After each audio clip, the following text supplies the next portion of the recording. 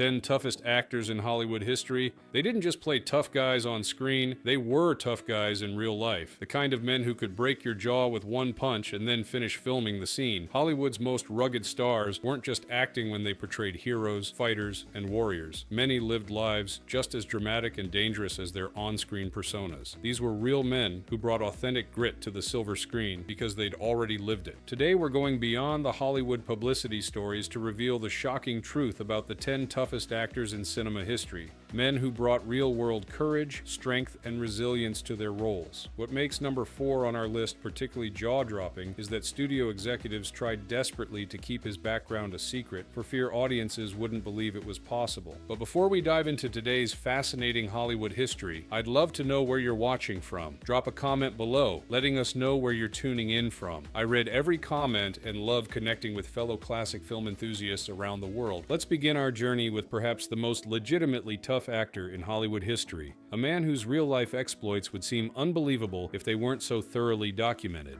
1. Audie Murphy. When you think of Hollywood's tough guys, you might picture John Wayne or Clint Eastwood, but the toughest man to ever appear on the silver screen was a baby-faced, 5 feet 5 inches actor who looked so unthreatening that directors often had trouble casting him in action roles. Yet Audie Murphy was, without question, the most legitimately dangerous man in Hollywood history. Before becoming an actor, Murphy was the most decorated American combat soldier of World War II. At just 19 years old, he single-handedly held off an entire company of German soldiers for an hour in France, then led a successful counterattack while wounded and out of ammunition. For this incredible act of bravery, he received the Medal of Honor, the highest military decoration awarded by the United States government. But that was just one incident in Murphy's extraordinary military career. He earned every American Combat Award for valor available during his service, plus 5 decorations from France and Belgium. In total, Murphy received 28 military medals before his 21st birthday. His combat exploits included destroying multiple enemy tanks, repeatedly charging machine gun nests alone, and continuing to fight despite being wounded 3 times. Hollywood discovered Murphy when his heroics landed him on the cover of Life magazine.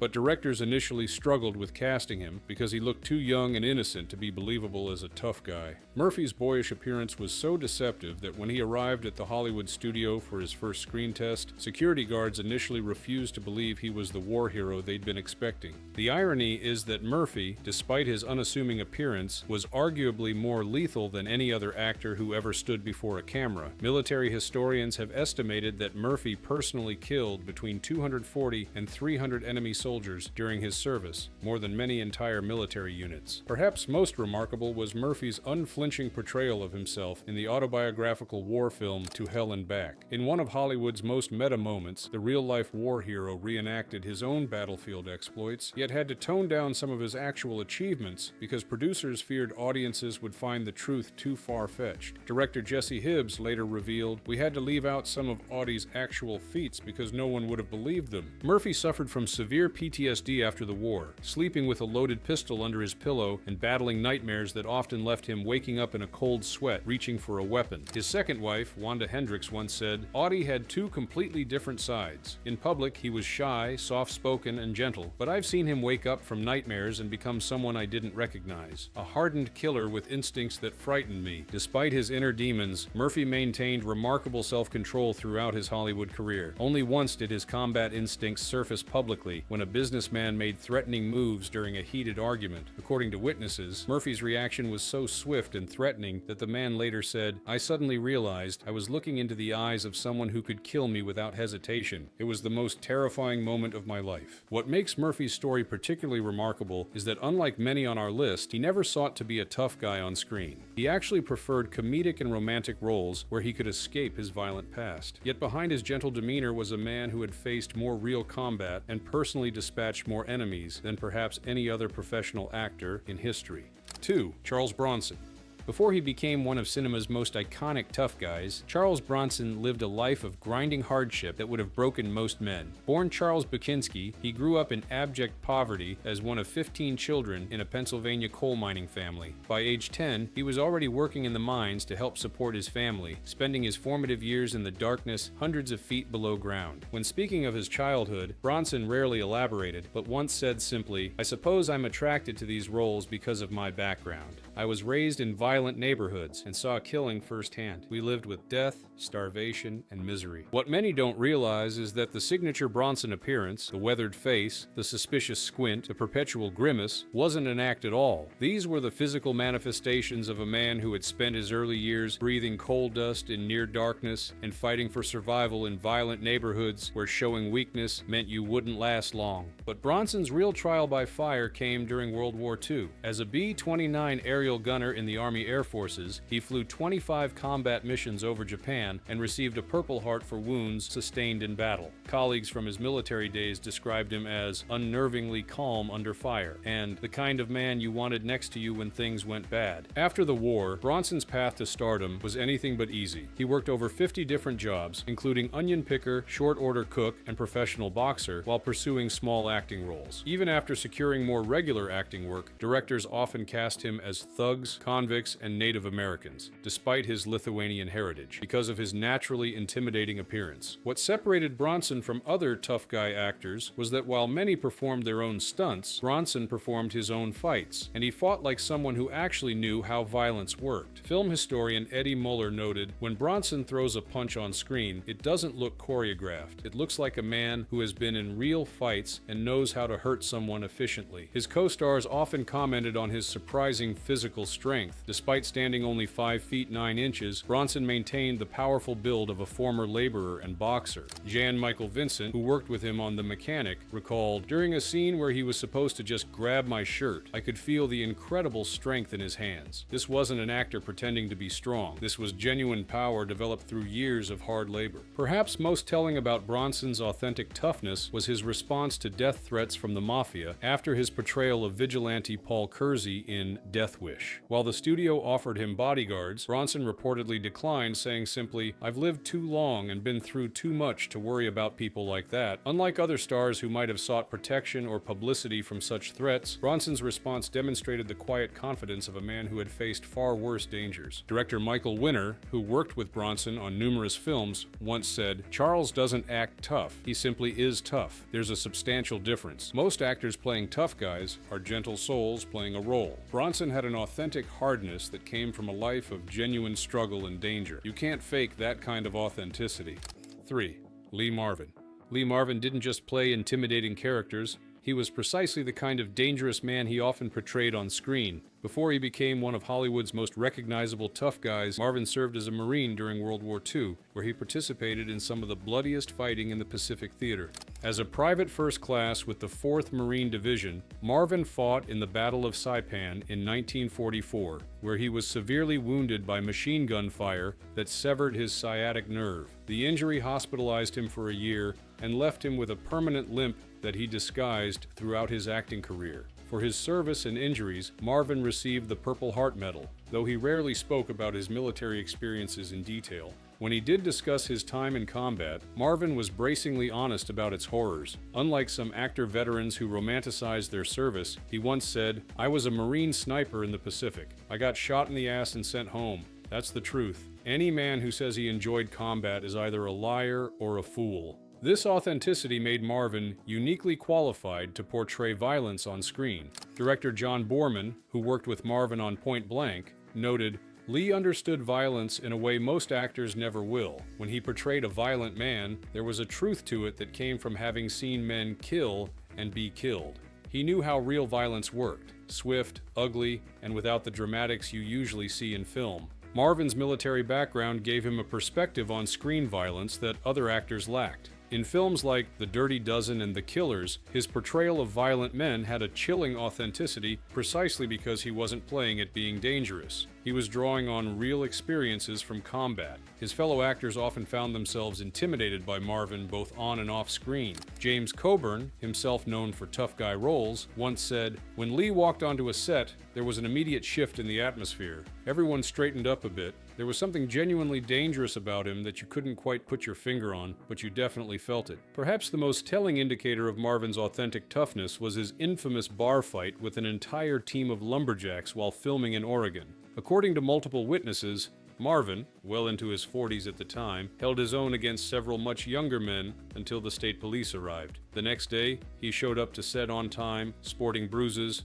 but refusing medical attention or any schedule adjustments. What made Marvin particularly fascinating was his combination of physical toughness and intellectual depth. Despite his hard-drinking, hard-fighting reputation, he was well-read and thoughtful about his craft. Director Samuel Fuller, who worked with Marvin on The Big Red One, said, "Lee had experienced the worst of humanity during the war, and that gave him a philosophical outlook you wouldn't expect. He could be discussing Ernest Hemingway one minute and demonstrating the most efficient way to disable an opponent the next." In an era when many action stars were merely playing at being tough, Lee Marvin brought the real thing to the screen. A combat-hardened Marine who had faced death and carried those experiences into every role he played. As film critic Roger Ebert once observed, when Lee Marvin threatens someone in a movie, you believe it because Lee Marvin could actually carry out that threat.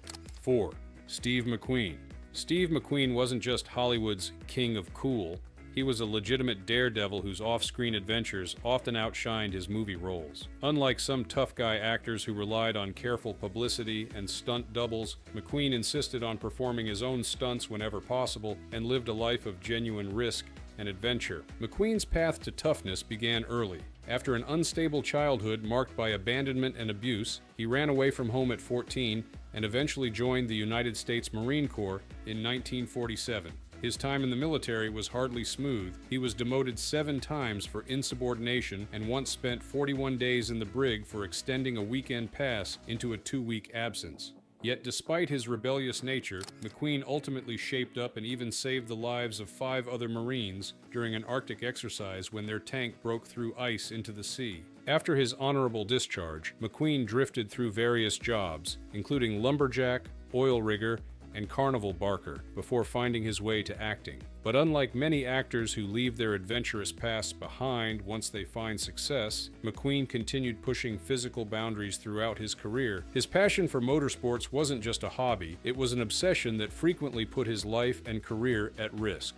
McQueen competed professionally in both motorcycle and auto racing, often using pseudonyms to prevent film studios from stopping him. During the filming of The Great Escape, McQueen performed all of his own motorcycle stunts, except for the famous fence jump, which the studio's insurance companies simply wouldn't allow. What many don't realize is that McQueen's racing wasn't just for show. He competed against professional drivers and often placed highly. In the 1970 12 Hours of Sebring race, one of the most prestigious endurance races in the world, McQueen and his co-driver Peter Revson finished second overall, despite McQueen racing with a cast on his foot from a motorcycle accident weeks earlier. His longtime stunt double and friend Bud Ekins once said, "Steve wasn't playing at being a racer or a tough guy. He was genuinely both. I've known professional racers who weren't as skilled or as gutsy as Steve was on a bike or in a car."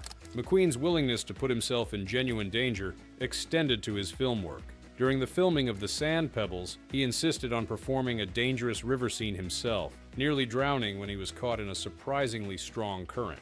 On The Towering Inferno, he performed stunts with real fire that even experienced stuntmen considered extremely hazardous. Director John Sturges, who worked with McQueen on The Great Escape and The Magnificent Seven, noted, "The problem with Steve wasn't getting him to do dangerous stunts. It was trying to stop him from doing the ones that were truly life-threatening. He had absolutely no fear, which made him both incredible to work with and terrifying to ensure." Perhaps most telling about McQueen's authentic toughness was his response to learning that he was on Charles Manson's hit list. When informed by police that the Manson family had planned to target him, along with other celebrities including Frank Sinatra, McQueen began carrying a loaded Magnum pistol everywhere he went. Unlike other stars who hired extensive security teams, McQueen's approach was straightforward. He would protect himself. Racing champion Mario Andretti, who competed against McQueen, once observed, "Hollywood had a lot of actors playing tough guys, but Steve actually was what most of them were pretending to be.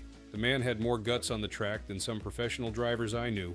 5. Kirk Douglas. Before he became one of Hollywood's biggest stars, Kirk Douglas, born Isser Danielovich, fought his way up from extreme poverty through sheer force of will. The son of Jewish immigrants, Douglas grew up in a home so poor that his family sometimes went without food. He earned his first money, a few pennies, by selling snacks to mill workers, developing the hustle and determination that would eventually take him to Hollywood. But Douglas didn't just battle poverty. he channeled his hardscrabble upbringing into becoming a legitimate wrestler. Before his acting career, Douglas wrestled competitively and earned a scholarship to St. Lawrence University based on his wrestling prowess. This wasn't theatrical wrestling, but legitimate collegiate competition that required genuine strength, skill, and toughness. Douglas's real trial by fire came during World War II, where he served as a communications officer aboard a submarine chaser in the U.S. Navy. Military service in anti-submarine warfare was extraordinarily dangerous, with constant threat of enemy attack and the psychological strain of operating in the confined spaces of a small war vessel. Douglas received injuries during his service that led to his medical discharge in 1944. What separated Douglas from other tough guy actors was his combination of physical power and indomitable will. Director Stanley Kubrick, who famously clashed with Douglas during the filming of Spartacus, later admitted, "Kirk was an absolute force of nature. When he decided something was going to happen, it happened. Period." His physical strength was impressive, but his mental toughness was truly intimidating.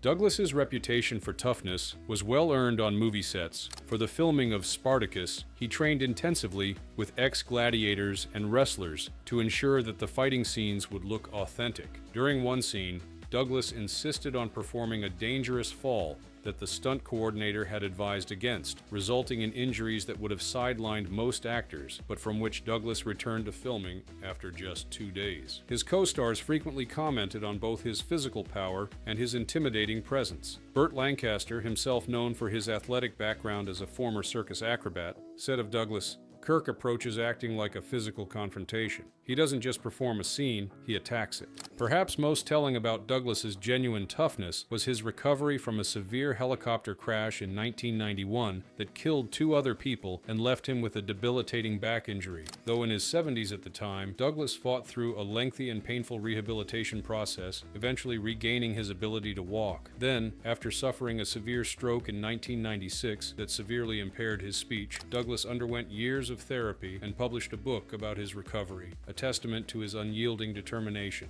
Director Howard Hawks, who worked with many of Hollywood's tough guys, once observed, "There were plenty of actors who looked tough, but Kirk actually was tough. The difference was in the eyes. You could see that this was a man who had fought his way through life and wasn't intimidated by anything or anyone." Douglas himself rarely discussed his toughness, but in his autobiography, he offered this insight. "I've always believed that you tell a person no 3 times. Then, if they're still standing there, you might have to hit them." It was a philosophy that reflected his straightforward approach to confrontation, one developed through real struggles rather than Hollywood posturing. 6. James Cagney.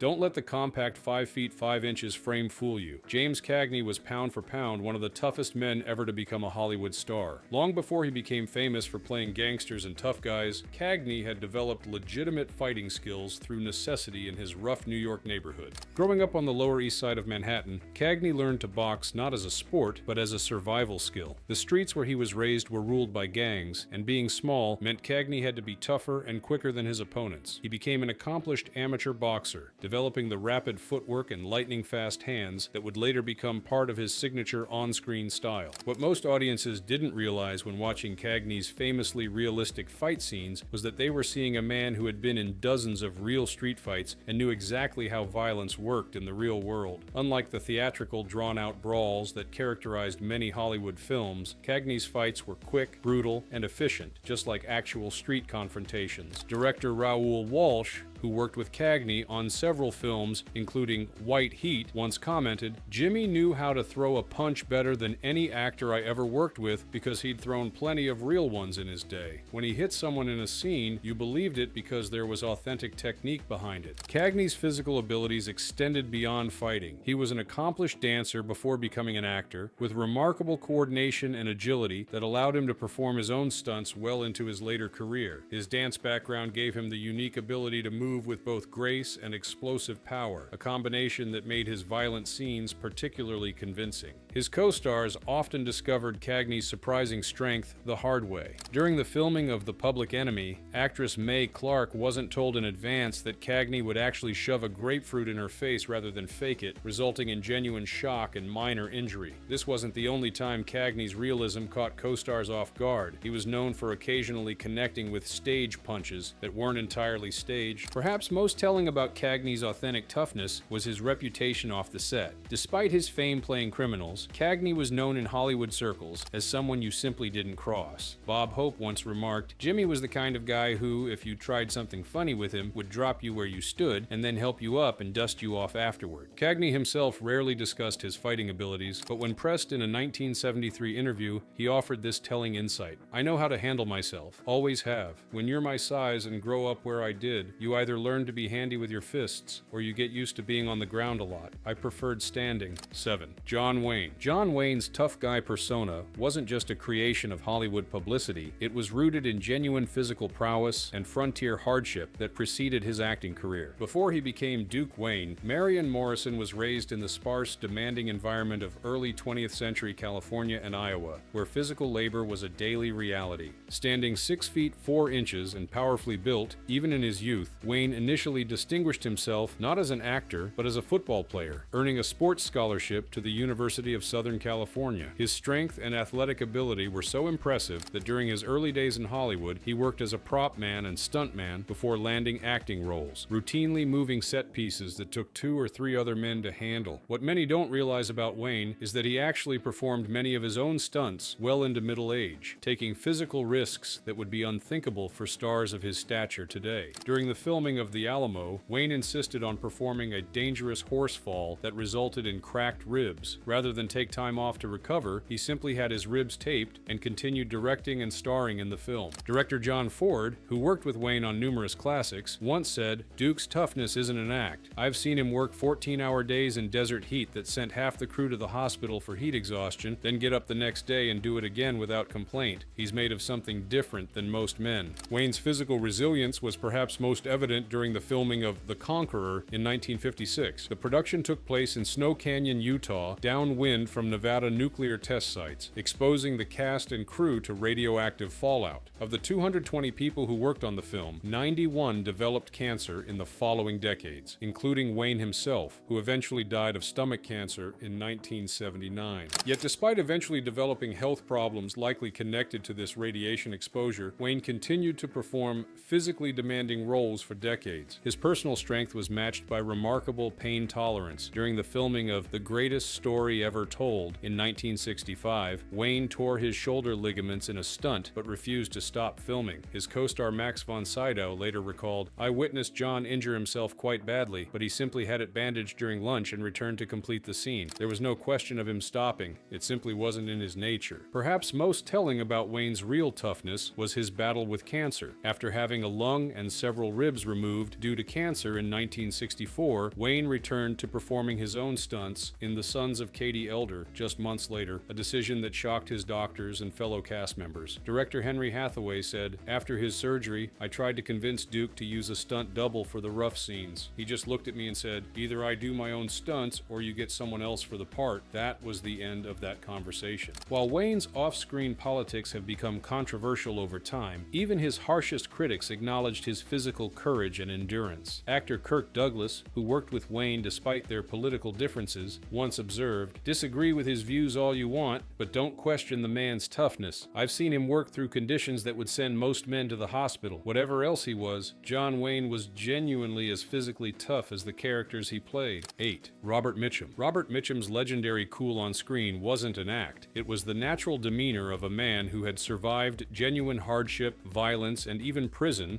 before becoming a Hollywood star. Unlike many actors who simply played tough guys, Mitchum had lived a life that made his screen personas seem tame by comparison. Orphaned at a young age, Mitchum spent his youth as a Depression-era hobo, riding the rails across America and taking whatever work he could find. During this period, he worked as a ditch digger, coal miner, and professional boxer, developing both the powerful physique and the world-weary outlook that would later define his screen presence. His boxing career was brief, but legitimate. Fighting under the name Jimmy Mitchum, He competed in local matches as a teenager, developing genuine fighting skills and the distinctive broken nose that would become part of his rugged screen appearance. Unlike some actors who claimed boxing backgrounds, Mitchum had actually taken and delivered real punches. Perhaps most significant in shaping Mitchum's authentic toughness was his time on a Georgia chain gang after being arrested for vagrancy as a teen. This brief but brutal experience gave him first-hand knowledge of a harsh world that most Hollywood tough guys only pretended to understand. What separated Mitchum from other screen tough guys was his complete lack of bravado. Director Edward Dmytryk, who worked with him on Crossfire, once observed, "Bob never had to prove how tough he was. He simply was tough, and everyone around him could sense it." There was an authentic danger to Mitchum that couldn't be faked. His co-stars frequently commented on Mitchum's surprising physical power despite his relaxed demeanor. During the filming of The Night of the Hunter, director Charles Laughton was startled by Mitchum's strength when the actor easily carried actress Shelley Winters for take after take of a physically demanding scene without showing any strain. Mitchum's genuine toughness occasionally surfaced off-screen. When he was arrested for marijuana possession in 1948, a major scandal at the time, Mitchum served 60 days in prison with the same cool detachment that characterized his screen performances. Rather than being destroyed by a controversy that would have ended many careers, Mitchum emerged from the experience with his reputation for unflinching toughness enhanced. Perhaps most telling about Mitchum's authentic nature was his candid assessment of acting itself. Unlike many stars who spoke reverently about their craft, Mitchum famously said, "Look, I have two acting styles, with and without a horse." This wasn't false modesty, but rather the perspective of a man who had experienced enough real drama in his life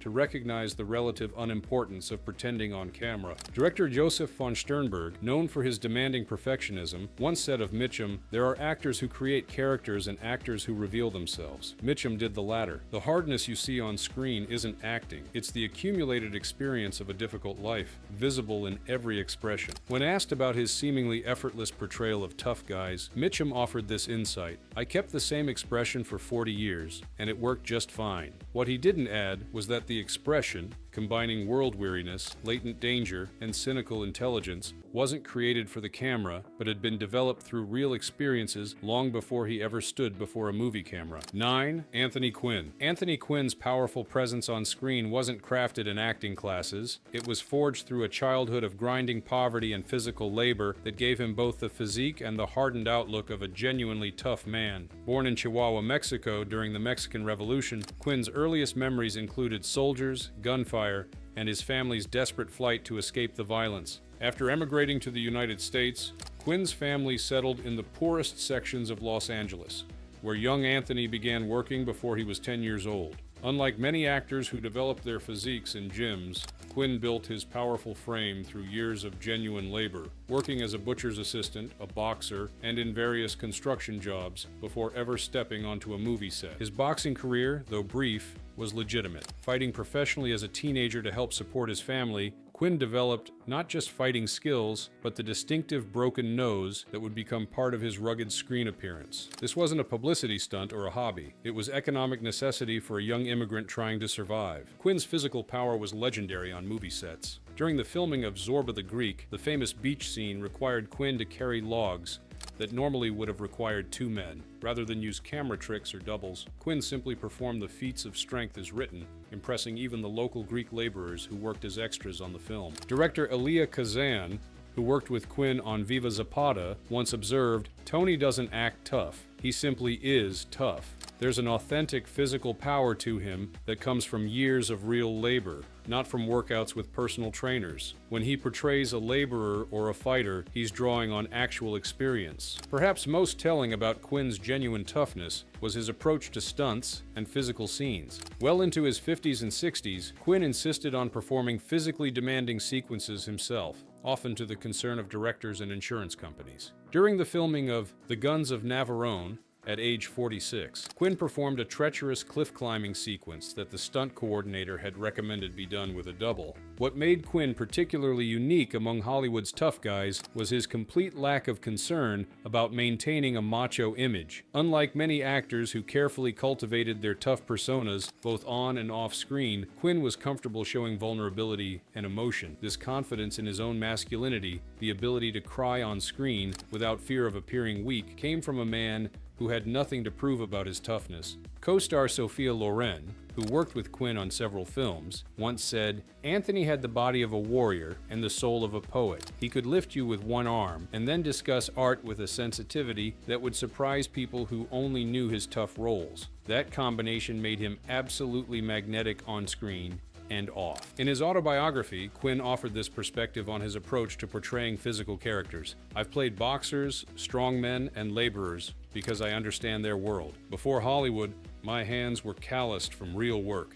I've carried real loads, thrown real punches, and felt real hunger. When I portray these men, I'm not pretending, I'm remembering." 10. Charlton Heston. Before he became known for his epic film roles and later political activism, Charlton Heston established his credentials as a genuinely tough individual through military service and a commitment to performing his own stunts that bordered on reckless. Heston's service during World War II wasn't the publicity creation that some actors enjoyed. He served as an aerial gunner in the Army Air Forces. Though typically modest about his service, Heston occasionally acknowledged the genuine danger, once saying, "When you're in a B-25 at 15,000 feet and people are shooting at you, it tends to focus the mind wonderfully." For the Ten Commandments, Heston worked in the Sinai Desert under brutal conditions that sent many crew members to the hospital with heat exhaustion and dehydration. The physical demands Heston placed on himself became legendary in Hollywood. For Ben-Hur, he spent months learning to drive chariots, suffering numerous injuries during the process.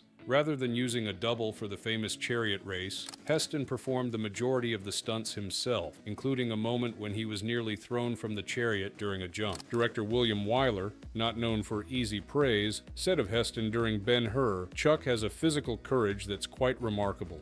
Most stars of his stature would have insisted on doubles for what he put himself through." Perhaps most impressive was Heston's portrayal of Michelangelo in The Agony and the Ecstasy. To authentically depict the artist painting the Sistine Chapel ceiling, Heston spent hours each day with his arms raised above his head, resulting in painful muscle spasms and inflammation that required medical attention. When offered padding and more comfortable positions between camera shots, Heston refused, believing that the genuine discomfort would translate to a more authentic performance. His co-stars frequently commented on both his physical endurance and determination. Sophia Loren, who worked with Heston on El Cid, once observed, "Charlton would spend all day in a 70-pound suit of armor in the Spanish summer heat when most actors could barely manage an hour. He never complained, never asked for special treatment. There was something almost inhuman about his endurance." Beyond his physical toughness, Heston displayed remarkable moral courage throughout his career, standing up for his convictions regardless of potential career consequences.